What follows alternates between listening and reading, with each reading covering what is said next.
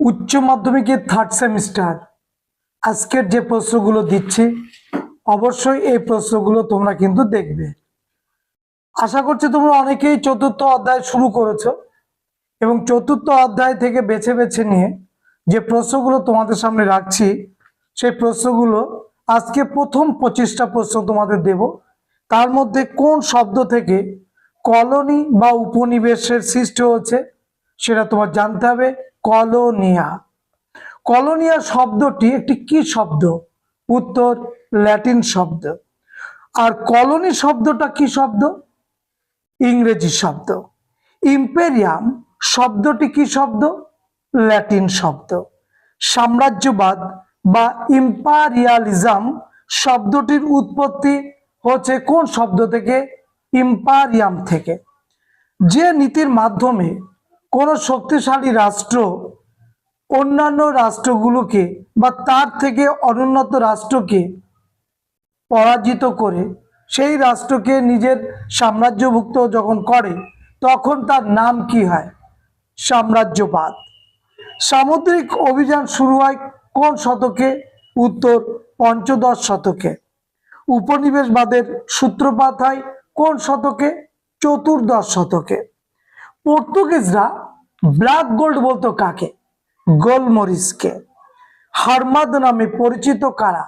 অবশ্যই জলদস্যু, এবং সেটা হচ্ছে পর্তুগিজদের যে জলদস্যুরা ছিল তাদের বলা হতো হারমাদ।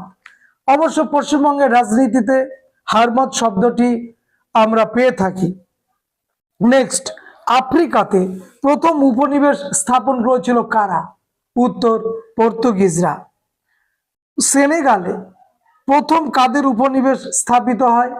পর্তুগিজদের। উত্তমাশা অন্তরীপ সর্বপ্রথম প্রদক্ষিণ করেন কে? বার্থোলোমেউ দিয়াজ। বার্থোলোমেউ দিয়াজ কোন দেশের নাবিক ছিলেন? পর্তুগাল। অ্যাঙ্গোলাতে কারা প্রথম উপনিবেশ গড়ে তোলে? পর্তুগাল। ভাস্কো দা গামা ভারতের কোন বন্দরে প্রথম পদার্পণ করেছিলেন? উত্তর কালিকটে। কে ভারতে পর্তুগিজ বাণিজ্য কুটির পত্তন করেন? তিনি হচ্ছেন ভাস্কো দা গামা। কোন পর্তুগিজ গভর্নর গোয়ায় পর্তুগিজ ঘাঁটি নির্মাণ করেন? অল বুকার্ক। নীল জল নীতি বা ব্লু ওয়াটার পলিসি গ্রহণ করছিল কারা? উত্তর পর্তুগিজরা। হার্নান্দো কোর্টেস কোন দেশের অভিযাত্রী ছিলেন? স্পেন। কে প্রশান্ত মহাসাগরের নামকরণ করেন? ম্যাগেলান। ইংল্যান্ডে ব্রিটিশ ইস্ট ইন্ডিয়া কোম্পানি গড়ে ওঠে কত সালে? 1600 খ্রিস্টাব্দে। রেয়াল ফিস কার আমলে ভারতে আসেন? আকবরের আমলে ভারতে আসেন 1583 খ্রিস্টাব্দে। মুঘল সম্রাট আকবর ইস্ট ইন্ডিয়া কোম্পানিকে ভারতে বাণিজ্যের অনুমতি দেন কত সালে? 1605 সালে। জাহাঙ্গীরের আমলে 1608 খ্রিস্টাব্দে ইস্ট ইন্ডিয়া কোম্পানির প্রতিনিধি হিসাবে ভারতে কে আসেন? উত্তর ক্যাপ্টেন হকিন্স, এবং তিনি ইংল্যান্ডের রাজা প্রথম জেমসের তিনি চিঠি সহ এই জাহাঙ্গীরের দরবারে এসেছিলেন।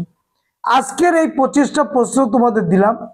এই 25টা প্রশ্ন তোমরা অবশ্যই রেডি করবে। আমি ধাপে ধাপে বিভিন্ন অধ্যায় থেকে যেমনভাবে তোমাদের দিচ্ছি ঠিক সেইভাবে দিয়ে যাব। তোমরা এই প্রশ্নগুলো একটু বেশি বেশি করে প্র্যাকটিস করবে, মনে রাখার চেষ্টা করবে, এবং পাশাপাশি বলবো টেক্সট বইটা পড়বার জন্য, কারণ টেক্সট বইটা না পড়লে কিন্তু আমাদের এই রকম মনে রাখার ক্ষেত্রে খুব অসুবিধার সৃষ্টি করবে। সবাইকে ধন্যবাদ। দেখা হবে নেক্সট ভিডিওতে।